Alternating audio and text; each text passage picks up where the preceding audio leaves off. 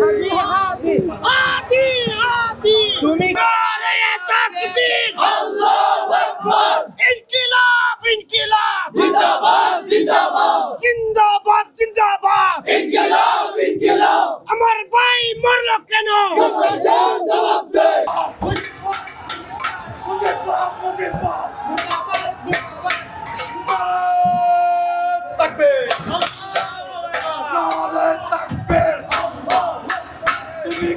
আমি কে তুমি কে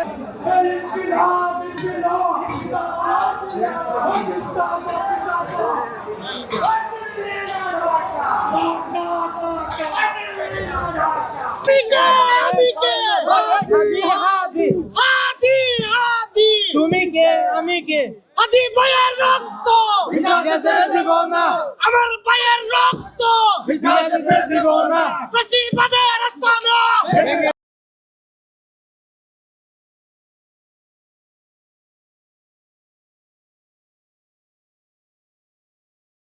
সকল ষড়যন্ত্র আমরা রুখে দেব ইনশাআল্লাহ। আর ভারতের সরকারকে আমরা একটি হুঁশিয়ারি দিতে চাই, যারা এই হাদির খুনি তাদেরকে যেন অতি বিলম্বে বাংলাদেশে ফিরিয়ে দেওয়া হয়, কারণ তাদের বিচার বাংলার মাটিতে প্রকাশ্যে হবে ইনশাআল্লাহ।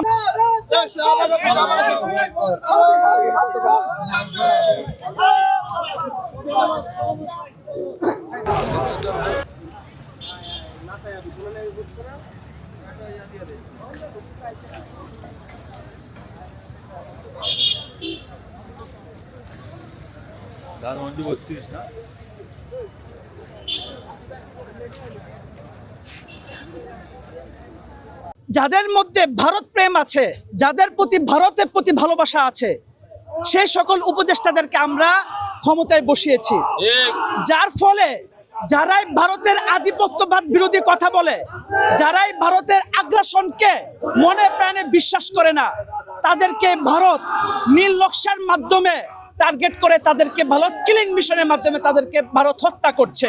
সেই আবরার ফাহাদকে নির্মমভাবে নৃশংসভাবে হত্যা করেছে, যার ফলশ্রুতিতে আমরা দেখতে পেয়েছি আমাদের ভাই শরীফ ওসমান হাদি যখন সে ভারতের আধিপত্যবাদ নিয়ে কথা বলেছে, সে ভারতের ইনকিলাব মঞ্চ সাংস্কৃতিক সুস্থ সাংস্কৃতিক পরিচর্যা করার জন্য ইনকিলাব মঞ্চ তৈরি করেছে, তখনই এই শরীফ ওসমান হাদি ভারতের কাছে একেবারে একজন শত্রু হিসেবে পরিণত হয়েছে, যার ফলে আমরা দেখতে পেয়েছি কিলিং মিশনের মাধ্যমে এই শরীফ ওসমান হাদিকে নৃশংসভাবে নির্মমভাবে শহীদ করা হয়েছে। জাতির কাছে প্রশ্ন, আমাদের এই রক্তের উপর দাঁড়িয়ে যে সকল উপদেষ্টারা এই ক্ষমতায় বসেছে, তাদের কি সে সক্ষমতা নাই এই খুনিদেরকে অ্যারেস্ট করার? আপনি কিভাবে ক্ষমতায় বসে স্বরাষ্ট্র উপদেষ্টা আপনি ঘোষণা করেন যে আপনারা যদি আসামিকে ধরতে পারেন তাহলে 50 লক্ষ টাকা দিব, তাহলে কেন আপনি ওই চেয়ারে বসছেন? দেখতে পাচ্ছি যে আসলে যে নতুন যে বিল্ডিংটা করা হচ্ছিল 32 নম্বরের, সেই বিল্ডিংটা কিন্তু আমরা দেখতে পাচ্ছি। আর এখানে দেখতে পাচ্ছেন যে আসলে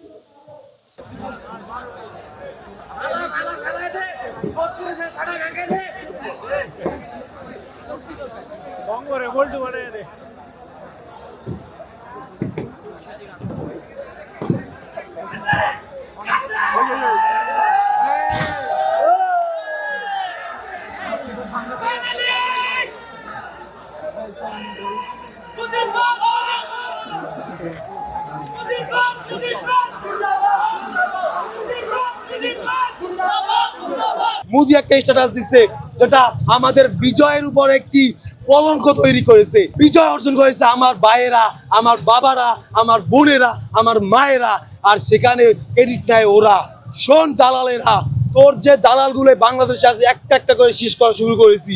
দিল্লি স্টার গেছে, এরপর গেছে প্রথম আলো, এখন তোদের মূর্তি যে পূজা করো যেইটার, সেটাও হয়তো বুলডোজার পাচ্ছি না। এই দেখ হাতের ক্ষত, বুকে অনেক ক্ষত আছে, এই ক্ষত যতক্ষণে না শেষ হবে ততক্ষণ একটা একটা করে ইট আমি ধ্বংস করব। এরপর আমাদের শান্তি তো হবে না। হাদিকে হারানোর কষ্ট এই বুক থেকে চিরজীবনেও যাবে না। এগুলো করে কি হাদিকে পাচ্ছি না, তবে তোকে কষ্ট দিয়ে যে শান্তি পাচ্ছি, এই শান্তিটা ওটার চাইতে অনেক বেশি। এর জন্য তোর প্রত্যেকটা ইট এক একটা করে খুলে ফেলবো। সামনে আগান একটু সাইড দিয়ে সাইড দিয়ে আমরা কথা দিলাম। হ্যাঁ ভাইয়া, আমরা কারো চেয়ারে গেছি না, আমরা হচ্ছে শুধু বিল্ডিংটা।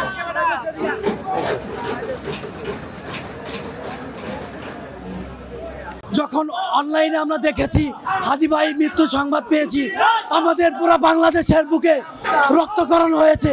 তাই বলতে চাই আমাদের এই সংগ্রাম চলবে, ইনশাল্লাহ আমাদের এই সংগ্রাম চলবে। আমরা আসিফ নজরুল এবং জাহাঙ্গীরের অতিবিলম্বে পদত্যাগ চাই। আমরা একসাথে হাদি ভাইয়ের সাথে রাজপথে আমরা যুদ্ধ করেছি এবং সেই হাদি ভাইকে হত্যা করা হয়েছে সেই ফেসিবাদীর দালালি ছাত্রলীগের পোলাপানেরা। সেই বলতে চাই এই বাংলার মাটিতে কোনো ধরনের ইন্ডিয়ার গোলামের দলে চলবে না। এই বাংলা স্বাধীনতার বাংলাদেশ, এটা গোলামাজির বাংলাদেশ না, এটা মাওলানা ভাসানীর বাংলাদেশ, এটা শহীদ প্রেসিডেন্ট জিয়া রহমানের বাংলাদেশ।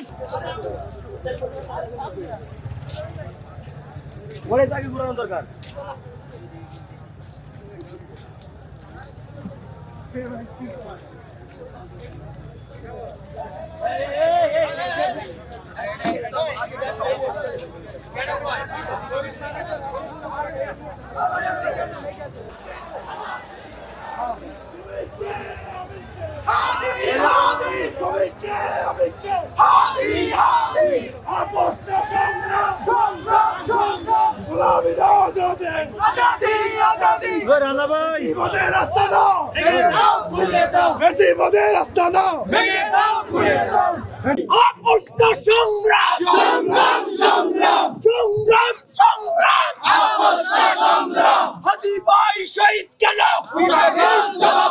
প্রশাসন জবাব দে। হাদি ভাইয়ের রক্ত পিতা দিতে পারেন না। লেগেছে রে লেগেছে, সারা দুনিয়া দেখেছে, যুদ্ধ সমাজ দেখেছে। কোথায় কোথায় বাংলা চায়? বাংলা কি তার পক্ষতা?